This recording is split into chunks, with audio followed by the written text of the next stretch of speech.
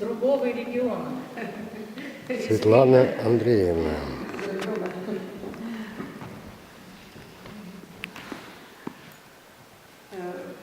Под руководством все говорили о том, что делается здесь, в университете, в городе. Мы живем в известном селе Ил. И за последние годы под руководством Марии Ивановны мы провели здесь 4 выставки, открывали.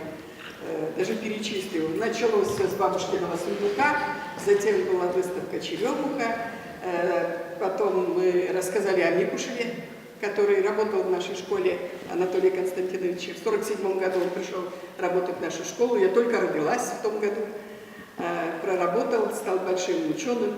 Наши студенты, которые работают и сейчас в Ипской школе, всегда с теплом вспоминали Анатолия Константиновича. И эту выставку мы провели еще при жизни его супруги, которая была родом из села Нины Трофимовны.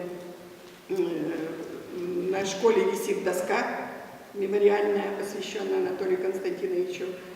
И тогда детям, которым еще разрешалось работать, мы нашли могилу нашего первого ипского поэта Егора Васильевича Коллегова. Его дочь Социалина Георгиевна пока жива, ей уже много лет, но мы продолжаем сотрудничество. Она тоже бывала здесь. Мы еще и выставку об этом, совсем забыто было, поэте сделали. Теперь стоит памятник на его могиле, проводятся коллеговские чтения раз в 2 года.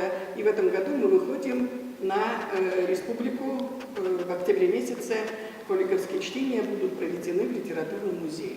Вот так работаем в деревне, в селе, благодаря сотрудникам. Так и вы являетесь практически общественным, на общественных началах сотрудником музея. Конечно. Потому что вот мы последний раз ездили в Яринск, на родину Ленина Александра Витязя, в связи с ее 100-летним юбилеем.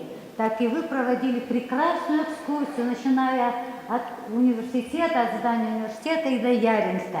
Прекрасные знания, эрудицию показали. Так что вот моей Ване все хорошие люди помогают. И мы очень рады этому сотрудничеству. С нами дети, молодежь.